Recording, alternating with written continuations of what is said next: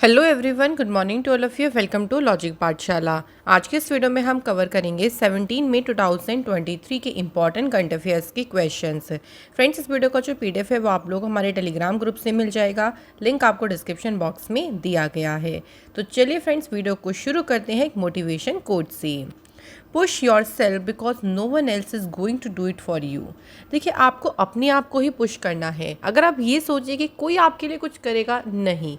आप मोटिवेट हो सकते हैं किसी की स्टोरी से, किसी की बातों से, लेकिन फिर भी काम तो आपने ही करना है ना, कोई और तो आपके लिए नहीं करेगा आके। तो इसलिए फ्रेंड्स, हमेशा मोटिवेट तो रहिए, लेकिन अपने आप के ऊपर विश्वास करके आगे बढ़ने की पूरी कोशिश करिए। तो चलिए फ्रेंड्स, वीडियो में आगे बढ़ते हैं। सो आज 17 में है। आज का इम्पॉर्टेंट डे कौन सा है? World hypertension day. सो आज सेलिब्रेट किया जाता है वर्ल्ड हाइपरटेंशन डे। इस दिन को मनाने का उद्देश्य यही होता है कि हाइपरटेंशन एनकरेज करने और एक तरीके से उसके बारे में अवेयर करना कि किस तरीके से हम उसको डिटेक्ट कर सकते हैं, कैसे उसको ट्रीट कर सकते हैं। इसी के बारे में अवेयर करना, जागरूकता बढ़ाना इस दिन का उद्देश्य होता है। अब बात करते हैं थीम। तो इसकी थीम है measure your blood pressure accurately, control it, live longer. याद रखिएगा फ्रेंड्स, इंपॉर्टेंट डे है, अक्सर एग्जाम में पूछ लेते हैं। सो चलिए क्वेश्चन नंबर फर्स्ट देख लेते हैं। Recently India and Indonesian navy is conducting which exercise in Batam Indonesia. हाल ही में देखिए, इंडिया और इंडोनेशिया के बीच में बाटम इंडोनेशिया में कौन सा अभ्यास शुरू हुआ है? सो ये जो अभ्यास, इसका नाम बताना है। सो फ्रेंड्स, करेक्ट आंसर है, दोनों कंट्रीज़ के बीच में समुद्र शक्ति अभ्यास हुआ। तो आप देख रहे हैं ना, क्वेश्चन थोड़ा सा डिफरेंट तरीके से बन गया। क्वेश्चन ये भी बन सकता था कि जो समुद्र शक्ति अभ्यास है किन दो कंट्रीज़ के बीच में है? इंडिया और इंडोनेशिया के बीच में। ये याद रखें। कहाँ पे एक्सरसाइज ये चल रही? बाटम इंडोनेशिया में। तो क्वेश्चन चाहे कैसे भी हो, अगर आपको बेस सारी चीज़ें पता है क्वेश्चन के बारे में, तो आप इजीली हैंडल कर सकते हैं। इस एक्सरसाइज में INS Kavaratti, Dornier maritime petrol aircraft और चेतक हेलीकॉप्टर जो है वो पार्टिसिपेट कर रहे हैं।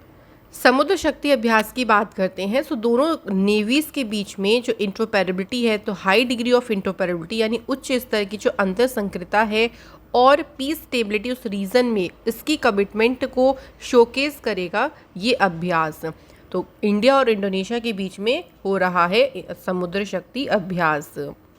कुछ रिसेंट एक्सरसाइजेस की बात करते हैं। तो देखिए, अभी इंडिया और एशियान के बीच में पहला ही जो मैरीटाइम एक्सरसाइज हुई, ये चांगी नेवल बेस और साउथ चाइना सी में इसको कंडक्ट कराया गया। इसके बाद अजय वॉरियर की बात करते हैं। तो अजय वॉरियर अभ्यास का 7वां एडिशन हुआ इंडिया और यूनाइटेड किंगडम के बीच में। कहाँ पे? Salisbury Plains, UK. Locked shield जो साइबर डिफेंस एक्सरसाइज है, इसको नाटो ने ऑर्गेनाइज किया और एस्टोनिया में इसका आयोजन किया गया। कॉप इंडिया एक्सरसाइज, ये एक्सरसाइज हुई इंडिया और यूएसए के बीच में। और फ्रेंड्स, ये एक्सरसाइज हुई कलाईकुंडा एयरबेस, वेस्ट बंगाल में। सो ये हमारी कुछ रिसेंट एक्सरसाइजेज हैं जिन्हें फ्रेंड्स हमें याद रखना है। नेक्स्ट क्वेश्चन, अगला है पसांग दावा शेरपा, ऑल्सो नोन एज पा दावा, इन्हें पा दावा के नाम से भी जानते हैं, has successfully reached the summit of Mount Everest for the 26th time. 26वीं बार इन्होंने सफलतापूर्वक माउंट एवरेस्ट की चोटी पर इन्होंने चढ़ाई की है। ये किस देश से हैं? सो याद रखेंगे फ्रेंड्स, कौन सी कंट्री से हैं? ये नेपाल से हैं। इनका नाम याद रखेंगे, पसांग दावा शेरपा। और 26 टाइम इन्होंने इस बार चढ़ाई की, 26वीं बार। माउंट एवरेस्ट की बात करते हैं फ्रेंड्स। तो इस पर्वत पर 26वीं बार चढ़ने वाले जो माउंटेनियर हैं, उनका नाम भी याद रखेंगे, कामी रीता शेरपा। वैसे अगर एग्जैक्ट माउंट एवरेस्ट की हाइट की बात करते हैं, तो वो ध्यान रखिएगा फ्रेंड्स, अगर पॉइंट्स में पूछ लें तो 8848.86 मीटर है। ठीक है, ये तो राउंड ऑफ करके है 8849 मीटर। ठीक है, लेकिन एग्जैक्ट भी आपको याद होना चाहिए कि कितना मीटर माउंट एवरेस्ट की हाइट है। अच्छा, नेपाल की यहाँ पे बात हुई है फ्रेंड्स। तो नेपाल की कैपिटल है काठमांडू, करेंसी है नेपालीज रुपी, प्रेसिडेंट है रामचंद्र पौडेल, प्राइम मिनिस्टर हैं पुष्प कमल दहल। मैप में आप थोड़ा सा नेपाल की लोकेशन देखें तो ये नेपाल आप देख सकते हैं, इसके पास में है उत्तराखंड जिससे बॉर्डर शेयर हो रहा है उत्तर प्रदेश, बिहार, वेस्ट बंगाल और सिक्किम। तो ये सभी स्टेट जो है वो इनका बॉर्डर शेयर हो रहा है नेपाल में। अच्छा, नेपाल में जो एवरेस्ट चोटी है उसे क्या कहा जाता है? तो एवरेस्ट को नेपाल में सागर माथा के नाम से जाना जाता है। ये भी अक्सर एग्जाम में पूछा जाता है। नेक्स्ट क्वेश्चन है, विच of the following country has recently reported the first case of polio virus of 2023? 2023 के पोलियो वायरस का पहला मामला भी किस देश में दर्ज किया गया है? राइट आंसर है फ्रेंड्स यहाँ पे अफ़गानिस्तान में पोलियो वायरस का पहला जो आप कह सकते हैं मामला दर्ज हुआ है। और एक 4 साल का जो है वो बच्चा है जिसको पोलियो जो सिकनेस है उसको आइडेंटिफाई किया गया है। और दुनिया भर में जो वाइल्ड पोलियो वायरस है उसके 2 मामले जो हैं पाए गए हैं, लेकिन सबसे पहले कहाँ देखा गया है या आइडेंटिफाई किया गया? अफ़गानिस्तान में। अफ़गानिस्तान में 2020 में की बात करें तो 56 केसेस आए थे पोलियो के, और 2021 में 4 केसेस रिपोर्ट दर्ज किए गए थे। कहाँ पे? अफ़गानिस्तान में। फ्रेंड्स, पोलियो की अगर हम बात करते हैं तो पोलियो जो है एक सेवरली कंटेजियस और डिसेबलिंग डिसीज़ है, यानी संक्रामक और असक्षम करने वाली बीमारी। आपने देखा भी होगा कि जिनको पोलियो वगैरह हो जाता है तो उनकी थोड़ी डिसेबिलिटी आपने उनको फेस किया, मतलब वो काफ़ी डिसेबिलिटी को फेस करते हैं। Typically spread through contaminated water of food, यानी अगर आप जो दूषित पानी है, गंदा पानी या भोजन है, उससे टिपिकली जो है वो ये स्प्रेड होता है पोलियो। बचपन में पोलियो ड्रॉप भी बच्चों को इसलिए ही पिलाई जाती है ताकि इससे दूर मतलब बच्चों को बचाया जा सके। The infection can induce complete paralysis with in hours after invading the nervous system. अगर ये आपके नर्वस सिस्टम पे इन्वेड कर देना तो आप कुछ ही आवर्स में पैरालाइज भी, कंप्लीटली पैरालाइज भी इससे हो सकते हैं, इस इन्फेक्शन से, पोलियो से। अगला question, union health minister doctor Mansukh Mandaviya has addressed the G7 health ministerial meeting on global health architecture in which country? Doctor Mansukh Mandaviya ने किस देश में ग्लोबल हेल्थ आर्किटेक्चर पर जो G7 स्वास्थ्य मंत्री स्तरीय बैठक है इसको संबोधित किया? तो ये बैठक कौन से कंट्री में हुई? तो इसका आयोजन किया गया जापान में। अब ये भी याद रखिएगा कि इस मीटिंग को एड्रेस किसने किया, ये क्वेश्चन भी बन सकता है। डॉक्टर मनसुख मांडविया जी ने, जो कि हमारे हेल्थ मिनिस्टर हैं, इन्होंने इस मीटिंग को एड्रेस किया। इस मीटिंग में डिस्कस किया गया the prioritise implementation and utilisation of health innovation, जैसे कि digital health towards ensuring universal health coverage. तो ये जो नए नवाचार हैं ना, इनको प्राथमिकता देते हुए या जो यूनिवर्सल हेल्थ कवरेज सुनिश्चित करने की दिशा में जो नई नई इनोवेशंस हो रही हैं, इन पे चर्चा करने के लिए इस मीटिंग को आयोजित किया गया था। मीटिंग हुई थी जापान में और इसको एड्रेस किया था मनसुख मांडविया जी ने। जापान की बात हुई है तो थोड़ा सा अगर मैप में हम देखें तो आप देख सकते हैं, इधर यहाँ पे है जापान, यहाँ पे है सी ऑफ जापान और इधर है इनके पैसिफिक ओशियन। कैपिटल है टोक्यो, करेंसी है येन और प्राइम मिनिस्टर हैं फूमियो किशिदा। नेक्स्ट क्वेश्चन, अगला क्वेश्चन है, the first level meeting of India European union trade and technology council was held in which city? Bharat यूरोपीय संघ व्यापार और प्रौद्योगिकी परिषद की जो पहली मंत्री स्तरीय बैठक हुई है, किस शहर में ये बैठक आयोजित की गई? तो फ्रेंड्स, इसका आयोजन किया गया इस बैठक का ब्रुसेल्स, बेल्जियम में। इस बैठक को करने का उद्देश्य था कि जो स्ट्रेटेजिक टेक्नोलॉजी हैं, digital connectivity, clean energy, trade यानी व्यापार, इन्वेस्टमेंट, इन सभी में जो कॉपरेशन यानी जो सहयोग है उसको बढ़ाना इसका उद्देश्य था।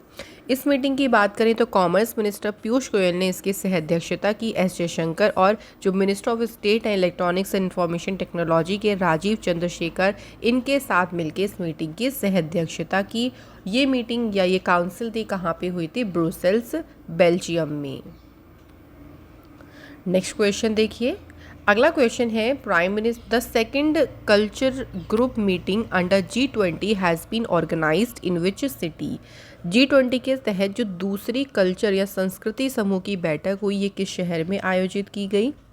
तो फ्रेंड्स, इस बैठक का आयोजन किया गया भुवनेश्वर में। इस मीटिंग में देखिए जो हमारी एक तरीके से जो कल्चरल हेरिटेज हो गई है इंक्लूड, जिसमें टेंगिबल और इंटेंगिबल दोनों साइट्स जो है वो इंक्लूड हैं, उनको प्रोटेक्ट करने उनको संरक्षित करने की जो इम्पोर्टेंस है, जो उनका महत्व है, उसको संबोधित किया गया कि भाई हमें क्यों ज़रूरत है उनको प्रिजर्व करने की, उनको संरक्षण देने की। तो यही चीज़ के बारे में इस मीटिंग में डिस्कशन किया गया। G20 की बात करें तो काफ़ी सारी मीटिंग्स देखिए G20 से, क्योंकि G20 की प्रेसिडेंसी इंडिया के पास है, तो उन मीटिंग्स को हमें ध्यान रखना है। तो चलिए कुछ को रिवाइज़ करती हैं। जैसे यूथ 20 कंसल्टेशन प्रोग्राम, इस मीटिंग का आयोजन हुआ ऋषिकेश उत्तराखंड में। साइंस 20 इंगेजमेंट ग्रुप की मीटिंग हुई Bangaram island Lakshadweep. Y20 pre summit meeting हुई लेह लद्दाख में। G20 टूरिज्म एक्सपो की मीटिंग हुई जयपुर राजस्थान में।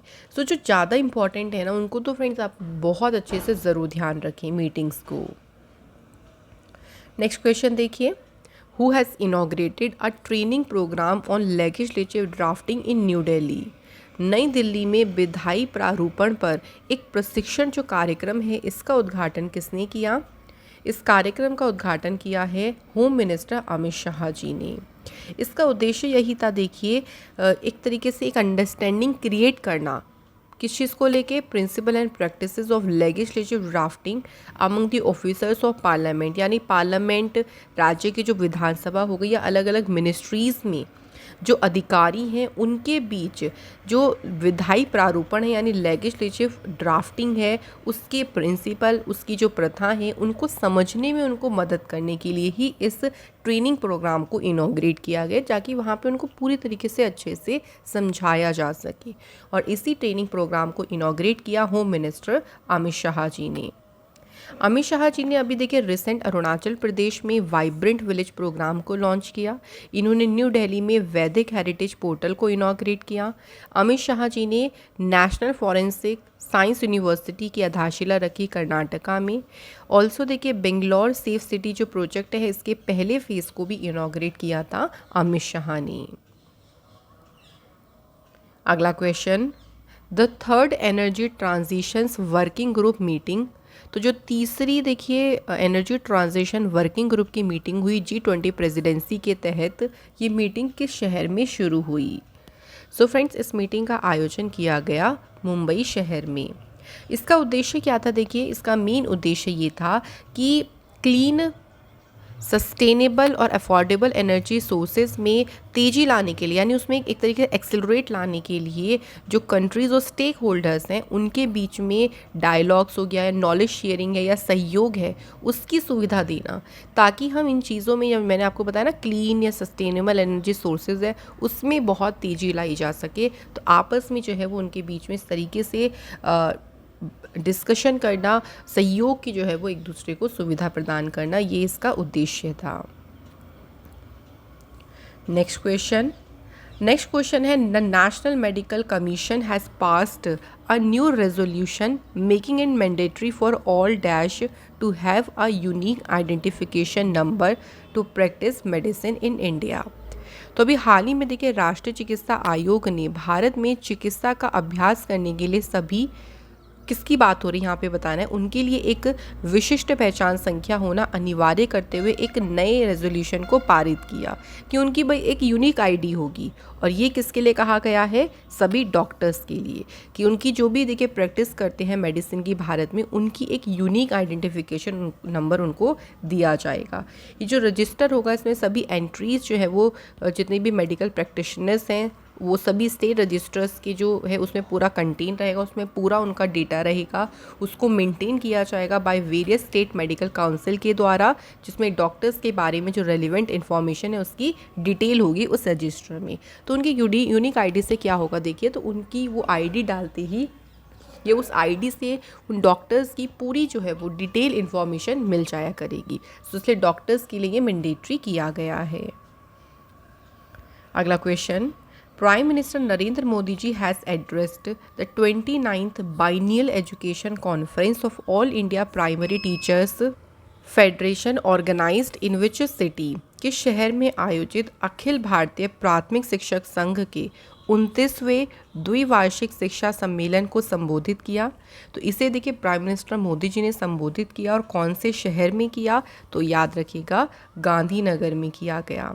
इसका उद्देश्य ये था कि प्राइमरी एजुकेशन को में जो चैलेंजेस हैं देखिए उनको एड्रेस करना, उनको अपने आइडियाज़ या जो प्राइमरी टीचर्स होते हैं उनको एक ऐसा प्लेटफॉर्म प्रोवाइड करना ताकि वो अपने आइडियाज़ को एक्सचेंज कर सके, अपने एक्सपीरियंस उसको शेयर कर सकते हैं और जो चैलेंजेस आते हैं उनका समाधान किया जा सके। तो एक मंच उनको देना, इसी उद्देश्य से ये जो कॉन्फ्रेंस थी इसका आयोजन किया गया और इसको प्राइम मिनिस्टर मोदी जी ने एड्रेस किया। और ये कॉन्फ्रेंस हुई कहाँ पे? गांधीनगर, गुजरात में। फ्रेंड्स, अगर मोदी जी से रिलेटेड कुछ और इम्पॉर्टेंट न्यूज़ की बात करें तो अभी आपको याद होगा कि मोदी जी ने जो है नमो मेडिकल एजुकेशन और रिसर्च इंस्टीट्यूट को सिलवासा, दादरा नागर हवेली, दमन दीव में इनॉग्रेट किया। इंडिया का जो पहला वाटर मेट्रो प्रोजेक्ट है इसे कोची में फ्लैग्ड ऑफ किया मोदी जी के द्वारा। हाल ही में देखिए पहला जो ग्लोबल बुद्धिस्ट समिट हुआ था और ये समिट हुआ था न्यू दिल्ली में, इसे भी मोदी जी ने इनॉग्रेट किया था। मोदी जी के द्वारा कॉल बिफोर यू डिग जो मोबाइल एप्लीकेशन है उसे लॉन्च किया गया। मोदी जी ने ही वर्ल्ड का लॉन्गेस्ट रेलवे प्लेटफॉर्म है हुबली धारवाड़, इसे अनवील किया। नेक्स्ट क्वेश्चन देखिए, अगला क्वेश्चन है friends, which state government has launched a him data portal. तो हिम से याद रखिएगा कि हिम से हिमाचल प्रदेश की सरकार ने हिम डेटा पोर्टल को लॉन्च किया। इस पोर्टल का उद्देश्य यही था देखिए जितनी भी वेलफेयर स्कीम्स हैं उनके डिस्ट्रीब्यूशंस और जनता को बेटर सर्विस देने के लिए जो ऑर्गेनाइजेशंस हैं उनका जो इंटीग्रेटेड डेटा है उसके लिए एक डिजिटल प्लेटफॉर्म प्रोवाइड करना, ताकि जितनी भी वेलफेयर स्कीम्स हैं उनके बारे में इंफॉर्मेशन ईजिली दी जा सके, लोगों को जो है वो उससे एसोसिएट किया जा सके। तो हिम डेटा पोर्टल को लॉन्च किया है हिमाचल प्रदेश ने। हिमाचल प्रदेश के कैपिटल है शिमला और धर्मशाला। गवर्नर है शिव प्रताप शुक्ला। चीफ मिनिस्टर हैं Sukhvinder Singh Sukhu. Important national park में है great Himalayan national park, Pin valley national park, Indrakila national park, Khir Ganga national park और सिंबल बारा नेशनल पार्क। अभी हिमाचल प्रदेश की सरकार ने संजीवनी नाम से एक नए प्रोजेक्ट को लॉन्च किया था। हिमाचल प्रदेश ने देखिए टारगेट किया था कि वो पहला ग्रीन एनर्जी स्टेट बन जाएगा, कब तक? 2025 तक। हिमाचल प्रदेश को अपना पहला बायोडाइवर्सिटी पार्क ये हिमाचल प्रदेश में ओपन किया गया मंडी डिस्ट्रिक्ट में। हिमाचल प्रदेश की चीफ मिनिस्टर ने अपना कांगड़ा एप्लीकेशन को लॉन्च किया। तो ये कुछ इंपॉर्टेंट न्यूज़ है हिमाचल प्रदेश से related. Next question, recently who amongst the following has become India's 82nd grand master. Bharat के 82वें ग्रैंड मास्टर कौन बने हैं अभी? तो तेलंगाना के फ्रेंड्स वुपल्ला प्रणीत, ये भी हाल ही में ग्रैंड मास्टर बने और कौन सी नंबर के बने हैं ये भी एग्ज़ाम में पूछ सकते हैं, 82nd नंबर के। इससे पहले 81st नंबर के कौन बने? वेस्ट बंगाल के सयांतन दास। उससे पहले 80th नंबर के चेस ग्रैंड मास्टर हैं तमिलनाडु के विघ्नेश एनआर। सो 81st वाला तो आप ज़रूर ध्यान रखिए। अच्छा, ये 2 पॉइंट इंपॉर्टेंट बात करें कि इंडिया के पहले ग्रैंड मास्टर कौन बने? तमिलनाडु के विश्वनाथ आनंद। और पहली वुमेन ग्रैंड मास्टर कौन बनी? तमिलनाडु की ही एस विजयलक्ष्मी। सो ये 2 हमारे इंपॉर्टेंट पॉइंट एग्ज़ाम के लिए हैं, तो आप इनको ज़रूर याद रखें। सो फ्रेंड्स, यहाँ हमारे क्वेश्चंस कंप्लीट होते हैं। अब बात करते हैं स्ट्रैटेजी के क्वेश्चंस की। तो चलिए फिर क्वेश्चन का पहला क्वेश्चन देखिए, what is the SI unit of electric current. Electric current की एसआई यूनिट क्या होती है? तो जितनी भी देखिए यूनिट्स होती हैं ना उनको ज़रूर याद करके जाएं, क्योंकि साइंस के उसमें आपको यूनिट से भी क्वेश्चन बन जाता है। जो एसआई यूनिट है इलेक्ट्रिक करंट की वो है एम्पियर। और इलेक्ट्रिक करंट को जिस डिवाइस से मीज़र करते हैं उस डिवाइस का नाम क्या है वो भी याद रखेंगे, एमीटर। अगला question, which phenomena shows the particle nature of light. कौन सा फिनोमिना है जो कि पार्टिकल नेचर ऑफ लाइट को शो करता है? सो वो कौन सा फिनोमिना है? Photo electric effect. अच्छा, फोटो इलेक्ट्रिक इफेक्ट में क्या होता है फ्रेंड्स? वो फोटो इलेक्ट्रिक इफेक्ट में देखिए मान लीजिए कोई भी मेटल है, ठीक है, कोई भी मेटल है, जब एक बीम ऑफ लाइट उस पर स्ट्राइक करती है तो यहाँ से क्या होता है? इलेक्ट्रॉन्स का एमिशन होता है, ठीक है। तो इसको इसके लिए देखिए जो कि अगर इलेक्ट्रॉन्स का एमिशन होना है तो जो इंसिडेंट लाइट है इसकी जो फ्रीक्वेंसी है ये रिक्वायर्ड है कि ग्रेटर होनी चाहिए than a minimum value called, जिसे कहते हैं थ्रेशोल्ड फ्रीक्वेंसी। तो इससे जो है वो जब फ्रीक्वेंसी ऑफ इंसिडेंट लाइट की ज़्यादा होगी तो एमिशन होगा इलेक्ट्रॉन्स का, और यही शो करता है पार्टिकल नेचर ऑफ लाइट को। नेक्स्ट क्वेश्चन देखिए हमारा है, optical fibre works on which of the following principle of light. अब अगर हम बात करें कि जो ऑप्टिकल फाइबर है वो किस प्रिंसिपल ऑफ लाइट पे जो है वर्क करता है, तो सही आंसर है रिफ्लेक्शन पे। फ्रेंड्स यहाँ पे देखिए करेक्ट आंसर लगा के आएगा टोटल इंटरनल रिफ्लेक्शन। सिर्फ रिफ्लेक्शन नहीं, टोटल इंटरनल रिफ्लेक्शन पे वर्क करता है ऑप्टिकल फाइबर। इसके बाद देखिए हमारा अगला क्वेश्चन है, who invented the thermos flask. Thermos flask को इन्वेंट किसने किया, तो 1892 में Scottish scientist sir James Dewar ने थर्मस फ्लास्क को इन्वेंट किया था। Next question, the temperature at which a solid melt to become a liquid at atmospheric pressure. तो एटमॉस्फेरिक प्रेशर पे जब एक सॉलिड जो है वो लिक्विड में जो है मेल्ट होकर लिक्विड में बदल जाता है तो किस टेम्परेचर पे या होता है, उसे क्या बोलते हैं, तो वो एक मेल्टिंग पॉइंट होता है, ठीक है, जिस पे सॉलिड जो है मेल्ट होके लिक्विड में चेंज हो जाता है, लेकिन वो एटमॉस्फेरिक प्रेशर पे होता है, ये भी ध्यान रखिएगा। सो फ्रेंड्स यहाँ हमारे क्वेश्चंस कंप्लीट होते हैं। नाउ टाइम आता है रिवीजन करने का, तो चलिए कल के क्वेश्चंस को रिवाइज करते हैं। पहला क्वेश्चन है, which countries police has recently launched a traffic campaign जिसका नाम है stay in your lane to curb road lane violation. अपनी लेन में रहें, तो ये जो कैंपेन है ये भी शुरू किया किसने, यूएई ने। Which edition of the SCO agriculture ministers meeting held under the chairmanship of union agriculture and farmer welfare minister Narendra Singh Tomar. तो इसका 8वां संस्करण जो है आयोजित किया गया। मिनिस्टर ऑफ स्टेट जो इलेक्ट्रॉनिक्स एंड इंफॉर्मेशन टेक्नोलॉजी के हैं राजीव चंद्रशेखर, उन्होंने आईआईटी दिल्ली में Semicon India future design road show के कौन से एडिशन को लॉन्च किया, तो इन्होंने इसके 3rd एडिशन को लॉन्च किया। इसके बाद है, which bank is recently launched the 100 days 100 page campaign. 100 दिन 100 भुगतान जो अभियान है इसे शुरू किया है किसने, आरबीआई ने। The US Senate has appointed dash as a ambassador at large for global issues related to women at the state department. तो यूएस सीनेट ने गीता राव गुप्ता को अपॉइंट किया। नेक्स्ट है friends, central bureau of investigation में 2 साल के लिए डायरेक्टर कौन अपॉइंट हुए हैं, answer is Praveen Sood. Which of the following port जिसने जीता सागर श्रेष्ठ सम्मान अवार्ड 2023। तो ये अवार्ड किस बंदरगाह ने जीता, आंसर है Cochin port. So friends questions complete होते हैं। कल आप लोगों से हमने 2 क्वेश्चन पूछे थे। पहला था कि वर्ल्ड प्रेस फ्रीडम इंडेक्स में भारत की रैंक क्या है, तो भारत 161 पे है और नॉर्वे 1st नंबर पे है। इसके बाद दूसरा था कि जो फीफा वर्ल्ड कप हुआ था अभी रिसेंट, वो किसने जीता, तो अर्जेंटीना की टीम ने जीता था और होस्ट किया था कतर ने। So thank you so much, आप सभी ने बिल्कुल सही आंसर किए हैं फ्रेंड्स, थैंक यू बहुत बहुत। आज के हमारे कमेंट हैं आशीष एंड बैक स्ट्रीट काना, थैंक यू, आप दोनों को देखिए और आप फ्रेंड्स इसी तरीके से क्वेश्चंस के अपने आंसर ज़रूर करें। तो आज के टेस्ट के क्वेश्चंस में हमारा पहला क्वेश्चन है, when the national technology day has observed. राष्ट्रीय प्रौद्योगिकी दिवस कब मनाया जाता है।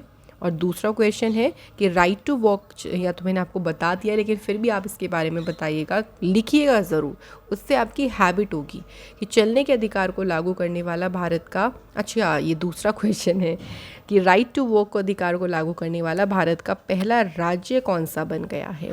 तो इन दोनों क्वेश्चंस के आंसर आप हमें जल्दी से कमेंट बॉक्स में बता दीजिए फ्रेंड्स। और इसी के साथ ये वीडियो हमारी यहाँ पे कंप्लीट होती है।